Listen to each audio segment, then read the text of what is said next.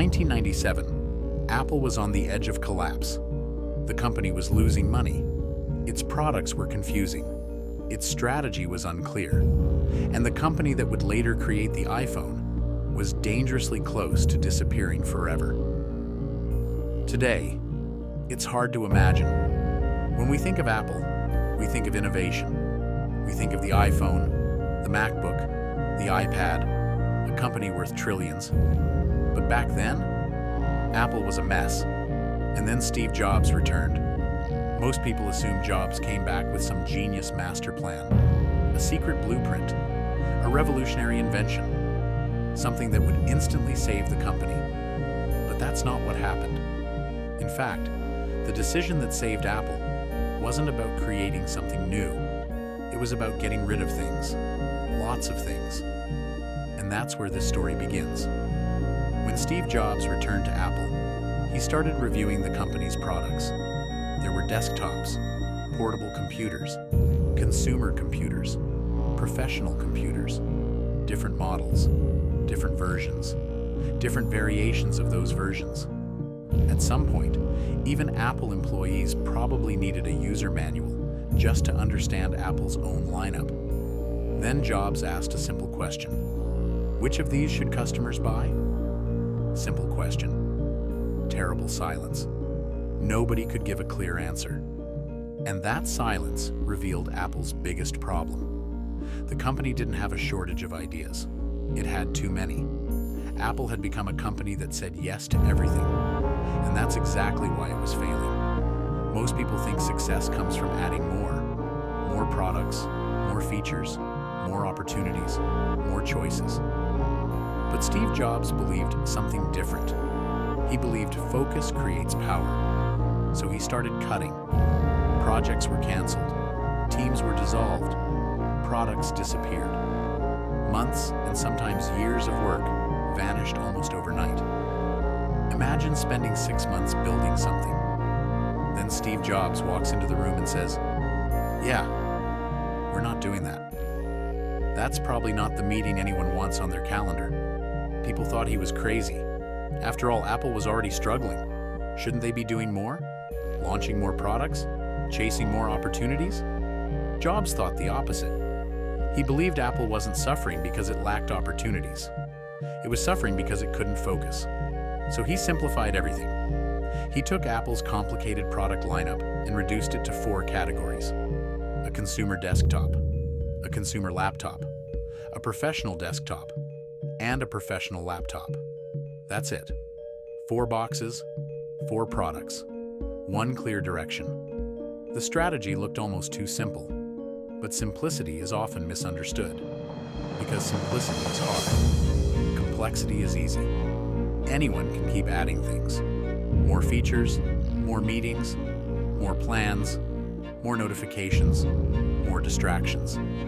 The difficult part is deciding what doesn't belong. That's where real discipline begins. Steve Jobs once said, "Focus is about saying no." And that sounds simple, until you actually try doing it. Because saying no isn't difficult when the opportunity is bad. Saying no is difficult when the opportunity is good. Good opportunities are dangerous. They tempt you. They consume your attention.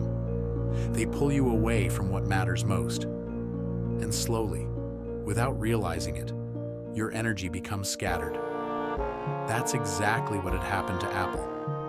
The company wasn't focused on one great thing. It was focused on many average things. Jobs wanted the opposite. He wanted Apple to do fewer things, but do them exceptionally well. And eventually, that focus began to pay off. The iMac arrived, then the iPod, then the iPhone, then the iPad. Products that would completely reshape entire industries. But here's something most people never think about. For every product Apple released, there were hundreds of ideas it rejected. Features that never shipped, projects that never launched, opportunities that were intentionally ignored. Customers only saw the final product. They never saw the thousands of decisions that were left behind. And that's the hidden side of excellence.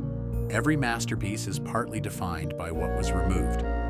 not just what was added. And honestly, this lesson goes far beyond Apple.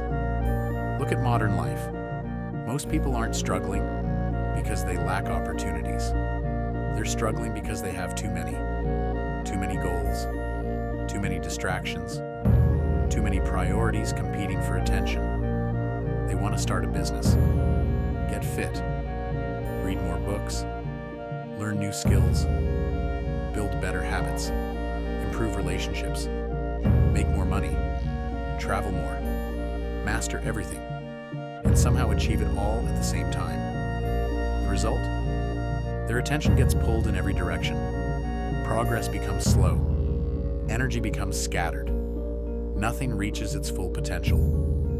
Steve Jobs believed clarity comes from elimination, not addition. Instead of asking, "What should I add to my life?"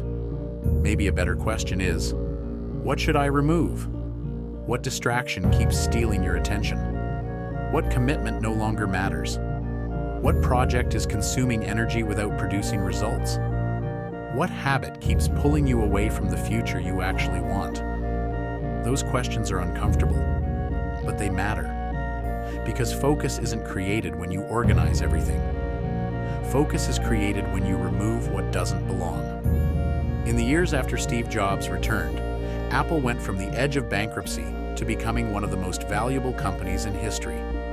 Many things contributed to that transformation, but one principle sat at the center of it all: focus.